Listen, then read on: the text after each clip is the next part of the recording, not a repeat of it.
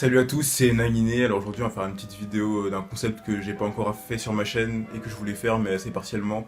J'ai fait une analyse d'album et j'ai fait une analyse de l'album de Gringe, Enfant Lune. Alors avant d'entrer dans l'analyse complète, je vais mettre tout au clair deux trois petits trucs. Cette vidéo je l'ai pas fait tout seul. J'ai été beaucoup aidé par mon pote Yanis. Malheureusement on n'a pas pu faire la vidéo ensemble parce que j'habite à Lyon, il habite à Paris. Donc vous voyez le délire, il y a un truc qui colle pas. Et aussi, en fait, je vais faire cette vidéo en deux parties parce que c'est une analyse qui est très longue en fait. Je me suis rendu compte, c'est au moins la cinquième fois que je tourne la vidéo, j'en peux plus, je connais mon truc par cœur. Et donc cette vidéo là je vais la faire en deux fois parce que c'est plus facile pour moi de la faire en deux fois que la faire en une seule fois pour des raisons de montage, pour des raisons de tournage, pour plein de raisons. Ce sera en deux parties, dites-moi si ça vous plaît comme ça quand les vidéos sortiront ou si vous préférez une analyse plus longue mais en une seule partie. Mais moi je pense que c'est plus digeste en deux parties. Donc on va tester comme ça et puis on verra ce que ça donne. Donc voilà, c'est parti pour l'analyse d'Enfant Lune de Gringe.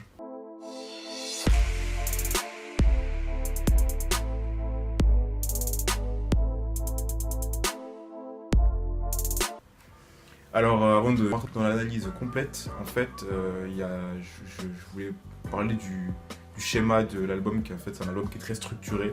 Et donc moi ce que j'ai trouvé c'est qu'il y a une partie ombre et une partie lumière entre guillemets. Donc la partie lumière c'est une partie qui est assez ego trip en fait, donc rap classique et Gringe comme on l'a connu avec les casseurs flotteurs. Et après c'est une partie qui est plus sombre, qui est plus introspective dans sa vie et des choses qu'on ne connaît pas vraiment de lui, et un peu dans la continuité du morceau Le Mal est fait des casseurs flotteurs, où il était tout seul, où il rappait tout seul. Et donc la partie lumineuse sera l'ego trip et la partie sombre ce sera la dépression et l'amour. Donc là ça va être la partie ego trip, c'est parti.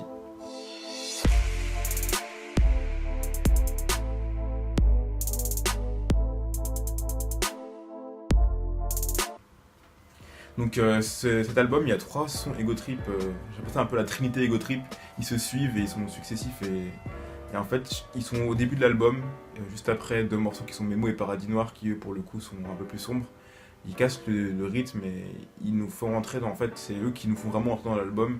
Et je pense que c'est la partie un peu commerciale de l'album et la partie qui te fait envie, qui te donne envie d'écouter l'album et d'aller plus loin dans l'album. Donc c'est de l'Ego Trip, c'est du rap... c'est du kickage, c'est des bonnes punchlines, des trucs que tout le monde aime en fait. Enfin que tout le monde aime, que tous les bons amateurs de rap aiment. Il y a trois morceaux, On danse pas, Qui dit mieux et Kolichiwa. Le premier morceau c'est On danse pas, qui est un morceau assez particulier. En fait c'est de l'afro-trap. Et je pense que c'est vraiment intéressant que Gringe utilise l'afro-trap pour ce morceau parce que ce qu'il dit en fait dans ce morceau c'est qu'il fait ce qu'il veut et qu'il s'en fout. Et donc l'afro-trap c'est une manière de dire justement d'aller au bout de sa démarche et de dire vraiment je fais ce que je veux. Je fais ce qui me chante, je chante ce qui me fait, allez, que ma rime soit sanctifiée. Donc le fait qu'il soit blanc, et ça change rien et qu'il puisse faire de l'afro-trap. Et je trouve ça vachement intéressant parce qu'en fait il réussit vachement bien l'exercice je trouve. Et c'est assez sympa. Et c'était vraiment surprenant aux premières sonorités, tu te dis oula qu'est-ce qu'il fait. Puis au final à la fin du morceau tu te dis c'était cool, j'ai kiffé. Donc voilà, c'est la seule chose à noter de ce morceau là. Après on enchaîne avec Qui dit mieux, qui est un des morceaux où il y a le plus de choses à dire en fait dans cet album. Parce qu'il y a pas mal de trucs qui sont intéressants à voir dans ce morceau. Donc Qui dit mieux c'est un morceau qui est en featuring avec Vald, Suicombe Azadeh et Orelsan. Et en fait, ce qui est intéressant, c'est que t'as deux grosses têtes du rap qui sont Vald et Orelsan, et t'as leurs deux backers, hommes de l'ombre, qui sont Suicombe Azadeh et Gringe. Et en fait, les rôles s'inversent. C'est-à-dire que les deux gros rappeurs que sont Orelsan et Vald sont relégués au second plan, et ceux qui sont mis en avant, c'est au contraire Suicombe Azadeh et Gringe. Je m'explique. Suicombe Azadeh introduit le morceau, Poto, il était temps, depuis le temps que j'ai les pieds dedans, dans la bouche un arrière-goût d'essence, comme si le rap me disait que tout était sens. Enfin, il commence le morceau et Gringe le finit. Déjà, ce simple fait-là, ça fait qu'on retient beaucoup mieux leur couplet et ce qu'ils ont fait parce qu'on a été introduit dans le son avec eux, et on va en sortir avec eux. Et aussi, leur couplet est beaucoup plus impactant. T'as Suicombe Azadeh qui a un couplet très technique, multisyllabique, pas tout ça. Il y a un tempo qui est très précis, ça fait ta ta ta ta ta ta. C'est un peu ridicule ce que je viens de faire. Et après t'as Gringe qui lui a des punchlines justement assez impactantes, assez ego trip, et vraiment ça te rentre dans la tête et tu les reçois et tu te dis waouh il est trop fort, il a fait ça comme punchline et tout. Et du coup, tu vas retenir ça, et quand tu vas parler du son à tes potes, tu vas dire, ah, t'as vu le couplet de Sucombaté ou t'as vu le couplet de Gringe. Et au final, le refrain d'Orelsan et son couplet et le couplet de Val sert un peu de backup et de trucs pour soutenir le morceau, vraiment. Mais en fait, c'est un morceau qui fonctionne vraiment comme un tout, et sans un des couplets, je trouve que le morceau perdrait vraiment en valeur. Mais il y a vraiment cette volonté de rendre plus important les deux hommes de l'ombre, ceux qui sont derrière d'habitude. Parce que t'as le Orelsan qui fait le refrain, qui est certes important, mais qui va être moins impactant quand tu vas le recevoir, quand tu vas écouter le son. Et t'as le couplet de Val qui est beaucoup plus compliqué à comprendre en fait. T'as beaucoup de références à plein de trucs qu'on connaît pas, que tout le monde connaît pas. Il faut du temps pour le recevoir, et je pense qu'il faut vraiment écouter le son plusieurs fois, le couplet de Val plusieurs fois pour vraiment comprendre ce qu'il dit. Donc ça fait qu'on va moins être impacté et moins être impressionné entre guillemets par son couplet. Donc voilà, il y a vraiment cette volonté d'inverser les rôles, et je trouve ça vachement cool, et c'est vraiment été bien fait.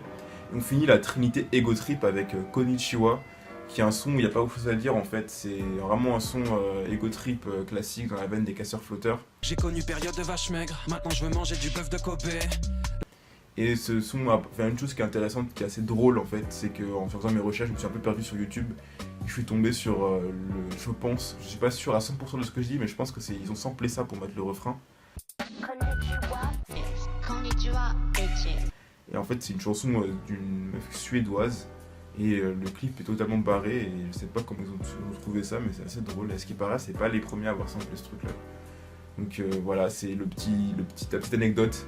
Donc voilà, c'est la fin de la partie Ego Trip. C'est vraiment une partie qui est faite pour introduire l'album et te faire rentrer dans le monde de Gringe.